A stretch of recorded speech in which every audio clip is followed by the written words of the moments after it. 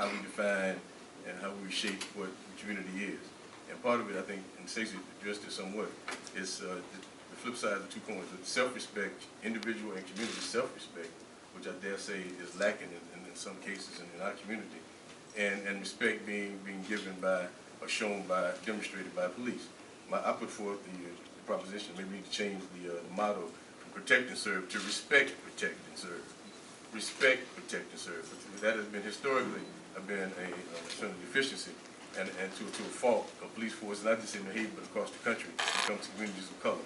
But if we put that element in, respect on the part of the police department, and then self-respect that we have to work on internally. That's something that the communities of color have to work on. That's something we lack, I believe, in many respects that we have to address in a real way.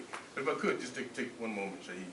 I mentioned this, Shaheed, before we started about the history of how things evolved. Some folk in this room are old enough to remember when John Daniels was elected in 1989 as the first African-American mayor. And of course, it came on one of his key elements of his platform was to address the disparity, the disconnect that existed at that time between the African-American community, the Latino community, and the police department. And one thing John Daniels promised was that we would change the culture, we changed the top, the leadership, and changed the philosophy and the principles of the police department. So, of course, since John was the first African-American mayor, there were many in the black community who thought that, well, maybe the first thing he'd do, he'd appoint an African-American chief. That would set the tone. So I get this call about 2 o'clock in the morning. I was on this campaign team from the mayor-elect who said, I need you to know that I've appointed a new chief. His name is Nick Pastor. And I thought for a minute, Pastor doesn't sound like an African-American name, maybe Latino, but I don't know. So he said, but I want you to go meet with him tomorrow, and so you can hear where he's coming from. Give him a chance. So I was part of a delegation that went and met with Nick Pastor, of young African-Americans, the Young Turks in John's campaign, Mayor Daniels' campaign.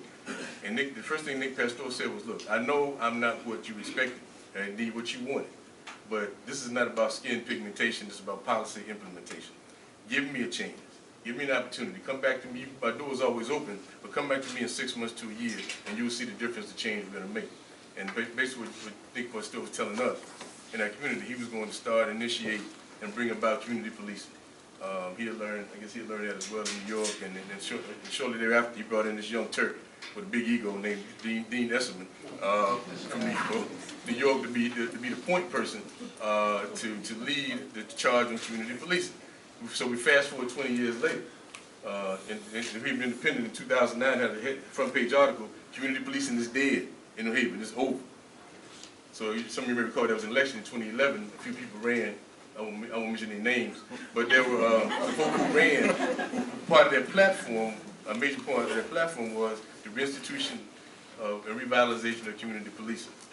And we went around the community, this entire city, pushing that platform, pushing that agenda. And to his credit, when John Stephan got reelected, 2 weeks after his reelection, he held a press conference and announced the appointment of Dean Esserman as police chief, hence the reinstitution of community policing. Sometimes you win even when you lose.